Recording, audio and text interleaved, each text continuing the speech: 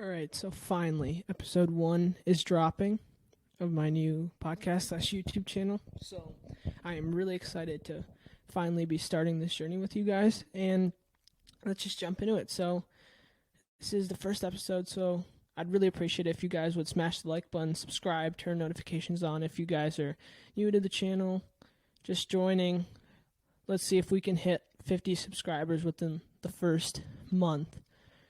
So this episode will be about NBA free agency, and it has been pretty crazy so far, to say the least. We've seen Rudy Gobert get traded for a massive haul of picks, KD request a trade, Malcolm Brogdon head to Beantown, and plenty of other moves. So I'm here to break them all down in this first episode. So without further ado, let's get to it. So the first thing I'm going to talk about is Kevin Durant and Kyrie Irving and the Brooklyn Nets.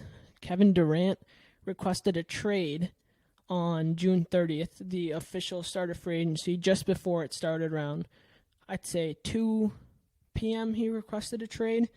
Woj and Shams were the first to report it. And it took many people by surprise, especially since Kyrie had surprisingly opted into his deal. I don't think the Nets really expected him to opt in, but he did. And it seemed like those two would at least spend one more year together in Brooklyn to see if they could finally put the pieces together and win a championship. But Durant ended up requesting a trade. We didn't hear much out of Durant's camp during the whole Irving saga. He was pretty quiet, wasn't really talking with people much except people close to him in his inner circle. And he requested a trade out of Brooklyn. And Woj initially reported that Phoenix and Miami were the two preferred landing stops by the superstar wing. He is a tremendous player. Some may argue he's the best player on the planet at this point in time. 6'10", almost a 7-foot guard/wing who can shoot amazing all over the court, threes, twos, inside. Great free throw shooter. Solid defender, not terrific, but, more than capable of doing the job because of his length and size. But he is requested a trade out of Brooklyn, and the Nets have reported to be putting him in a place where they feel like they can get the best value, not necessarily where he wants to be, but a place where they can get the best value for him. So that has been ongoing for the first 3 weeks. Personally, I think he's going to end up a Phoenix Sun. I think it's been reported that he doesn't want to play with the Suns or the Heat unless Booker and Paul stay in Phoenix and Bam, Jimmy Butler, and possibly even Kyle Lowry stay in Miami. So it might make it hard to happen, but I think Phoenix has some interesting pieces Brooklyn may want to look at, especially Mikal Bridges, DeAndre Ayton, Cam Johnson, guys like that, some picks. Maybe a ton of picks after we saw Rudy Gobert get traded for basically 5 first-rounders if you count in Walker Kessler, the first-rounder this year. So it's going to be pretty crazy to see, but I think in the end he will end up a Phoenix Sun. And for Kyrie, I think he's going to have to end up an LA Laker. The connection with LeBron obviously is there from their time, and Cleveland won one championship there. And the Lakers are kind of stuck with Russell Westbrook for now, or better known as Russell Westbrook. But I think they can get rid of him if they package him. And the Nets are also looking for a first-round pick for Kyrie. So if they package Russ, a first, maybe another player or two, and maybe they do a pick swap or something with Brooklyn in exchange, I think they can make a deal work out. And I think the Lakers would be pretty happy doing that deal and getting rid of Westbrook, who by far had his worst career year this past season. So definitely a rough patch for the Brooklyn Nets organization, the whole city, their fans.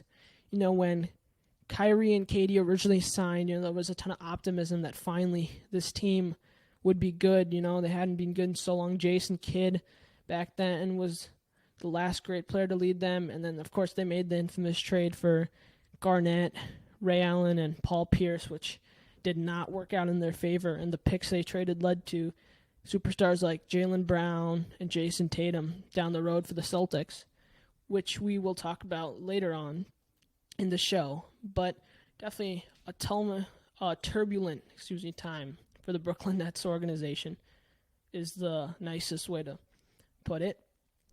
But there was so much hope surrounding KD, Kyrie, and then when Harden came in, people were, oh my God, this is going to be the next super team. How our defense is going to guard 3 superstars, and it was taken that Kyrie would, slot into the shooting guard role, be more unselfish, let Harden kind of run the point, be the facilitator, with Kyrie still, playing the point when Harden was on the bench. But, they barely had any playing time together during the playoffs. Kyrie was banged up with that ankle, Harden with the hammy.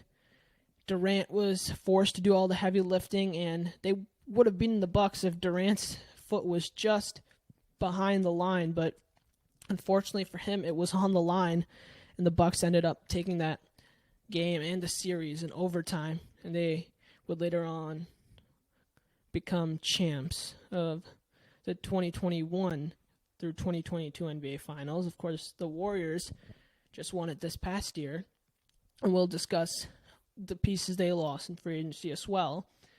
But it's definitely been a huge failure by the Nets. Definitely one of those trades where didn't work out, and Daryl Morey, the 76ers new president of basketball operations, shipped off Ben Simmons and Seth Curry, Andre Drummond, some first-round picks to Brooklyn for James Harden, and the only thing that is making that trade look decent for the 76ers is the fact that Ben Simmons is not playing a second for the Brooklyn Nets this season. But, yeah, rough time in Brooklyn, New York.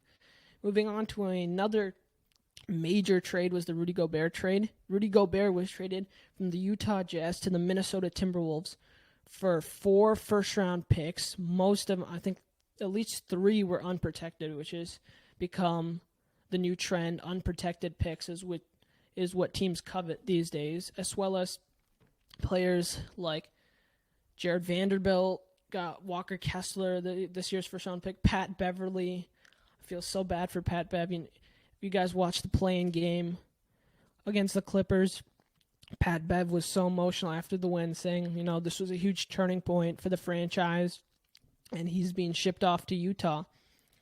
But honestly, I was shocked when I found out that 4 first-round picks were going to Utah in exchange for Rudy Gobert. And Rudy Gobert is one of the best defensive centers that have ever played the game, especially in recent history. But it's questionable to say whether he is worth 4 first-round picks, because that is a haul.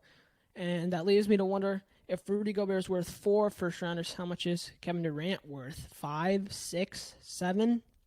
Because the Nets can really bump up that asking price. And I know a lot of teams are hesitant to, offer many first-round picks and commit to, a 33-year-old wing who has a injury history, but is one of the best players on the planet when he is on the floor.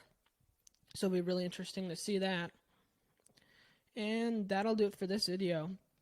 Thank you guys so much for watching. I will cover more about NBA free agency, including Malcolm Brogdon to be in town, Gary Payton to the Trailblazers, the Warriors losing Gary Payton, Otto Porter, re-signing Kevon Looney, a ton of major moves in the NBA draft and Summer League as well. And that'll be in the next video. So see you guys next time.